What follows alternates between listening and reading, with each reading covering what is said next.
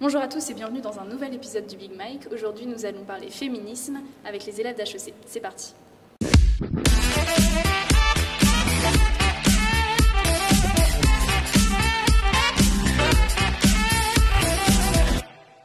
Big Mike, c'est parti. Déjà, première question, comment tu définirais tout ce qui est féminisme ? Alors pour moi, le féminisme, c'est avant tout défendre justement le fait que les hommes et les femmes soient égaux, tant au niveau du salaire qu'au niveau des droits, dans la vie de tous les jours aussi. Pour moi, c'est ça le féminisme, c'est l'égalité. Je dirais que c'est avant tout une lutte des hommes et des femmes pour pouvoir faire en sorte que tous les genres se retrouvent sur un pied d'égalité, essayer d'éliminer les inégalités sociales qu'on peut trouver entre les hommes, les femmes et même les personnes qui se définissent ni comme l'un ni comme l'autre. In all regards, work, private life. Equality of opportunity. C'est surtout l'égalité des chances. Ok, super. Deuxième question, du coup, comment tu définirais le consentement ? Le consentement, pour moi, ce serait on va surtout parler de l'acte sexuel. Ce serait un oui clair de la fille et qui ne change pas d'un point A à un point B. Le point A étant le début de la relation, enfin le début de la relation sexuelle, et le point B la fin. C'est-à-dire que si au milieu elle dit non, il faut arrêter. Une personne, qu'importe son sexe, en fait, pour moi, c'est pas forcément genré ce terme, accepte et du coup autorise quelque chose. Si on peut arriver à une forme de respect du consentement de chacun, c'est avant tout par un changement personnel, que chaque personne soit bien consciente du fait que si une fille ou un garçon n'a pas envie qu'il se passe quelque chose, il ne faut pas aller chercher plus loin. I would say not saying yes is already not giving consent. So there needs to be like a active sign or the word of saying yes. That's how I would say define consent. Il y a une inégalité salariale aussi entre hommes et femmes. Est-ce que tu as une idée à peu près de l'approximation en pourcentage de cet écart ? C'est pas 20 ou 25%. 30%. Je dirais 200 à 300 euros à peu près. In Germany, I think it's about 14 to 20%. J'ai peur de dire un peu n'importe quoi, mais je dirais 20%. I heard it's 70 cents to the dollar. Well, that's America. I don't know about France, but I think it's 70 to the dollar, is what I've heard.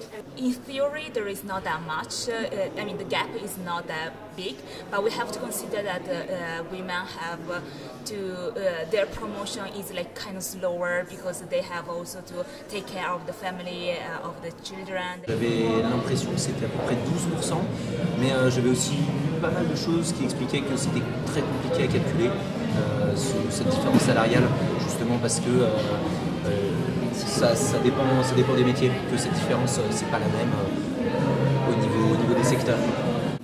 J'ai envie de dire 25%, comme ça. Non, je crois qu'on a vu ça.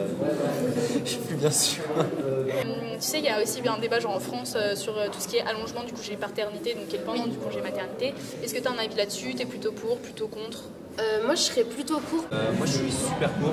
Je pense que je suis pour, rallonger le congé paternité. C'est obligatoire aujourd'hui. Un homme a choisi, tout autant qu'une femme, d'avoir un enfant et pourrait, on a tout en le droit de profiter de cette période-là avec son enfant. I know a lot of people that they are even thinking not to have any children, so that they can get promoted easier, and in the same time that wouldn't affect any way their job. But in this way, with these incentives from the states or government, whatever, people are more incentivized to have their life, and they can dedicate more time for their family rather than only for the job.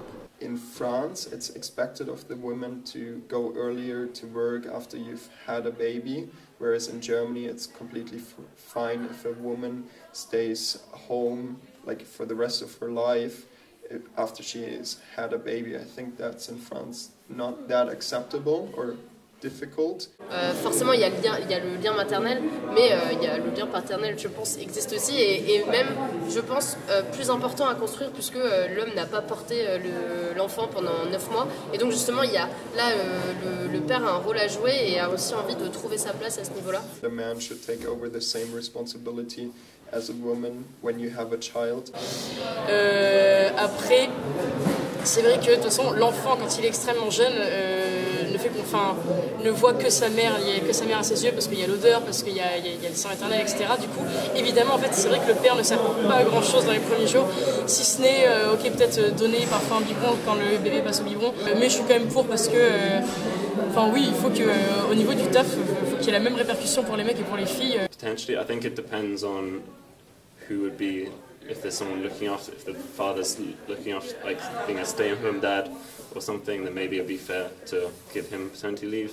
I think it depends on the context of each situation. Ce serait que promouvoir une société un petit peu patriarcale et ce serait ridicule de dire non, les femmes s'occupent des enfants et les hommes retournent au travail, ils n'ont pas ce privilège-là. Question un petit peu touchy à HEC, que pensez-vous des Women Only Events? Ah ouais. De base, je suis assez contre toutes les mesures de discrimination positive. J'estime que c'est des solutions de court terme, mais qui ne donnent pas de résultats à long terme. À HEC, je trouve que le fait de sectariser certains événements et de les réserver à un type de population, ça fait au contraire s'affronter. J'ai pas envie de voir le féminisme comme un affrontement des sexes ou une guerre des sexes. J'ai envie de voir justement le féminisme comme une lutte des hommes et des femmes pour aller dans une seule et même direction.